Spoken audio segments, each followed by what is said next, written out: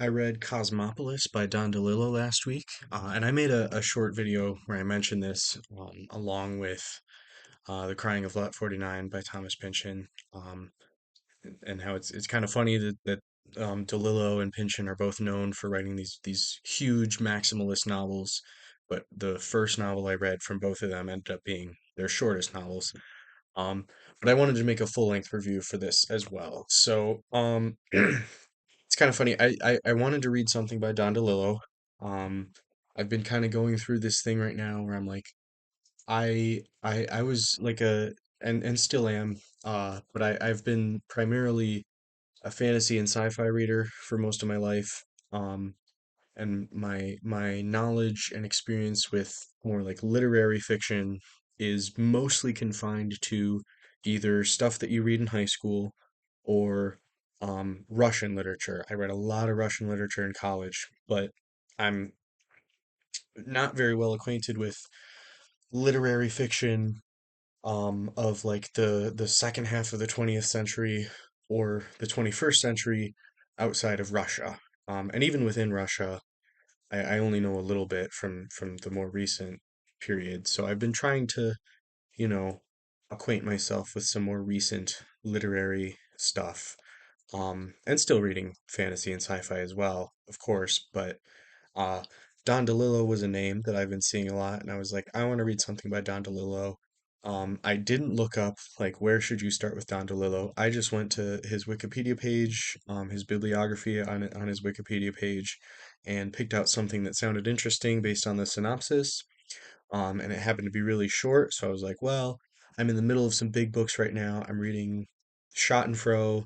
I'm reading Europe Central by William T. Vollmann for a book club that I joined over the summer.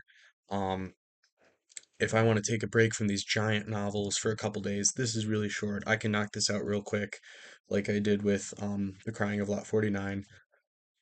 So this was the book that I picked, and then after I bought this, I looked up like, oh, what do people say though about where should you start with Don DeLillo? And I saw a lot of people specifically saying, well, don't start with Cosmopolis. That's not where you start.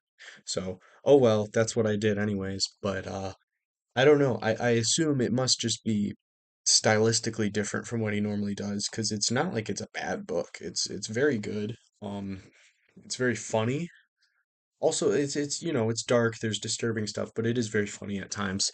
This is the story of a currency speculator from Wall Street taking a limo ride across New York City to go to the barber that he went to as a kid, because he needs a haircut and he only wants to get it from this particular barber.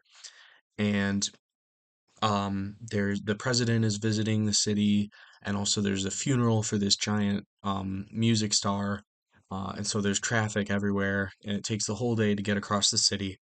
And the book chronicles his voyage, um, and all the people he encounters, all the stops that he makes along the way. So kind of an interesting plot structure. Um, he is in the midst of this, he's being hunted by a disgruntled employee who wants to kill him.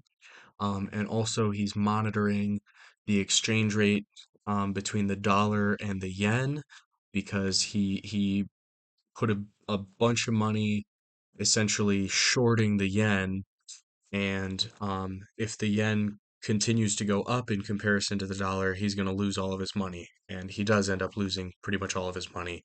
So his financial empire is collapsing. He's being hunted by this guy who wants to kill him, but he just wants to get across town to have a haircut.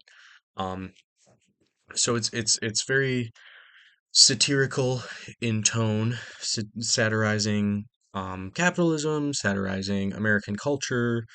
Um, and this book came out in 2003.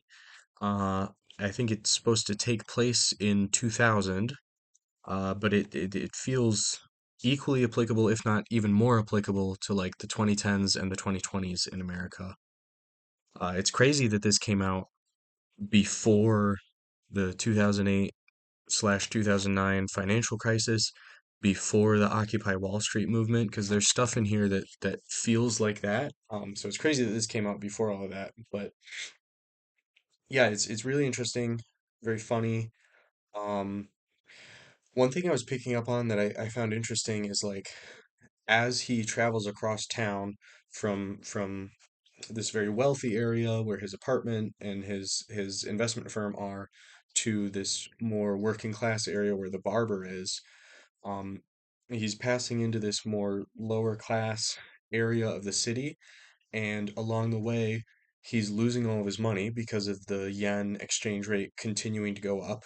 So he's shedding his wealth, and he's also kind of shedding the trappings of wealth. His appearance becomes more and more disheveled. Um, he loses his undershirt that was under his dress shirt.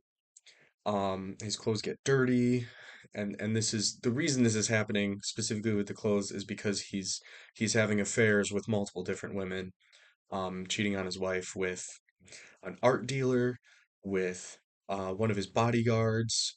I think those are the only two that he has an actual physical encounter with, but he's also flirting with some woman who works with him. I don't remember exactly. I think she was like a financial advisor at the firm who works for him, and she was updating him about the yen.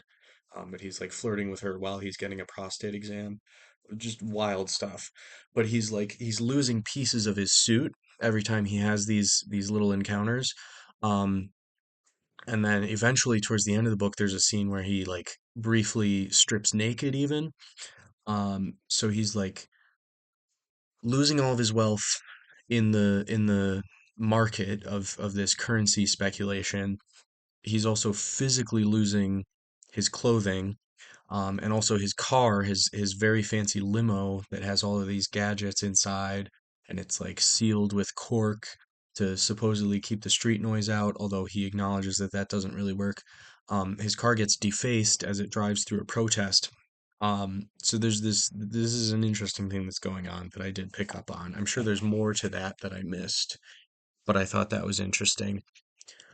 And yeah, there's a film adaptation of this that I want to watch. It stars Robert Pattinson as the main character, and then the guy who's hunting him is played by Paul Giamatti, so that should be fun. Um, and yeah, I feel like there was something else I wanted to say about this. I don't know. I made that short video talking about it a little bit. I've repeated most of the points from that here, but yeah, I did really enjoy this. I don't know why it's a bad place to start with DeLillo. I'm sure I'll come to find all of that out as I read more DeLillo. I don't have a timeline for when that's going to happen. I do own a copy of The Names by Don DeLillo, and that one sounds really interesting to me as someone with a little bit of a background in linguistics and someone who's very interested in sort of the philosophy of language and of names and like semiotics and stuff. That one sounds really cool. And then also Libra sounds really cool. I don't own a copy of it yet. And then I know um, his other very famous works are Underworld, obviously. That one's a little intimidating. Um, but I'll probably do it at some point. And then Mao 2 is supposed to be good. And then I think White Noise and The Body Artist both also have film adaptations, although I have not heard very good things about them compared to the film adaptation of Cosmopolis. Ironically, because Cosmopolis as a book, I feel like is not as well regarded as those two books, but the film is supposedly better than those two films. I'm pretty sure The Body Artist got a film adaptation. I know White Noise did, and I heard it was not very good. I'm gonna Google this while I'm talking. Um, but yeah, so what else was I gonna say? Yeah, I don't know. I mean, it's feels like a very prophetic book, very insightful about America, our culture, and our economy, and also very funny despite the very dark subject matter. Um, okay, yeah. Okay, so The Body Artist did get a film adaptation, but it's in French. Okay. Yeah. So I'll probably read some more Don DeLillo at some point. It'll probably just be The Names because that's the one that I own, and I'm trying not to buy too many more books right now. Um, and I don't know if that's going to be anytime soon, anyways. But yeah, I think that's it.